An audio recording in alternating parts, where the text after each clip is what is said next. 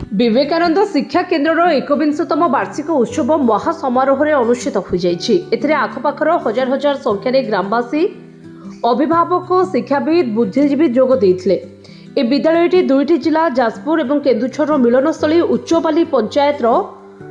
तुराठारे गढ़ी उठी 2000 मसीह लगातार भाव राज्यस्तरीय और ब्लॉक स्तर में कृति छात्र छात्री तैयारी करी ग्रामांचल में शिक्षा क्षेत्र में अनेक कल्याण कर अतिथि मैंने प्रशंसा करते। आयोजित साधारण सभा शिक्षाविद घनश्याम जेना सभापतित्व में मुख्य अतिथि भाव समवाय हस्ततंत्र हस्तशिल्प बयनशिल्प मंत्री डॉक्टर प्रदीप बलसामंत मुख्य वक्ता भाव दानगड़ी वीडियो प्रदीप सेठी विशिष्ट अतिथि भाव पूर्वतन ब्लॉक शिक्षा अधिकारी आनंदपुर शरद राउत सम्मानित अतिथि भाव दानगदी बीओ शुभ्रांशु पुहाण दानगदी ब्लॉक सांसद प्रतिनिधि रवींद्र मोहन जेना विधायक प्रतिनिधि प्रशांत राय उपसभापति अधिकारी नायक जोग देथिले। विद्यालय कोषाध्यक्ष विजय साहू अतिथि परिचय प्रदान करथिबा बेले प्रधान आचार्य पूर्णचंद्र साहू धन्यवाद अर्पण करथिले।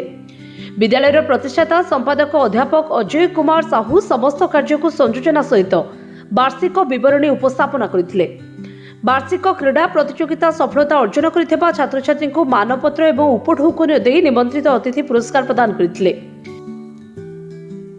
तेज यही अवसर में मुख्य अतिथि मंत्री प्रदीप बलसामंत द्वारा विवेकानंद पुरस्कार रे विजय साहू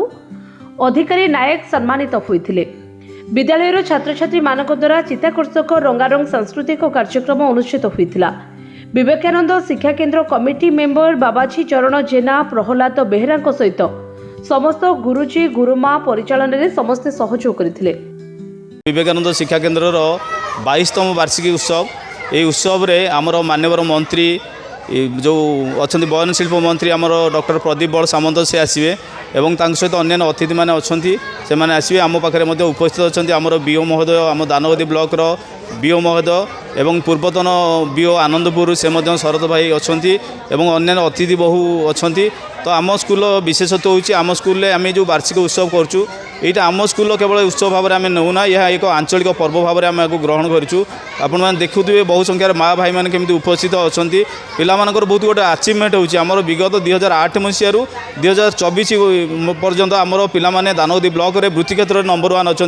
राज्यस्तरीय मेधावृत्ति आम स्कूल गौरव अच्छी आम पिला यही वर्ष टपर होती कंटिन्यूअसली टपर होती यह हूँ आम विवेकानंद शिक्षा केन्द्र गोटे विशेष आकर्षण। आउ गोटे बड़ कथा हूँ आम ये जी पिला छात्र छात्री ये अंशग्रहण पाठ पढ़ुंट समस्ते सांस्कृतिक कार्यक्रम में अंशग्रहण कर जो 400 पिला पढ़ुंट समस्ते ये सांस्कृतिक कार्यक्रम में अंशग्रहण कर बापा माँ मैंने बहुत खुशी अच्छा ये पाठ पढ़े से पिला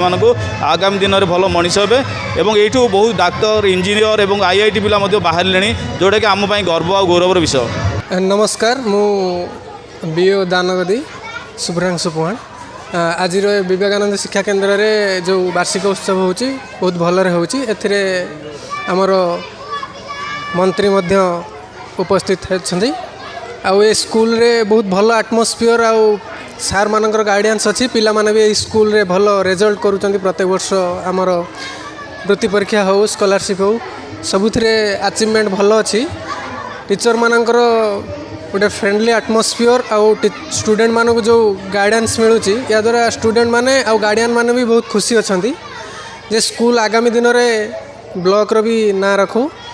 स्टूडेंट माने एपरी भल अचीव करंतु आमे ये आशा करिबा। Bureau report जेहोवा news.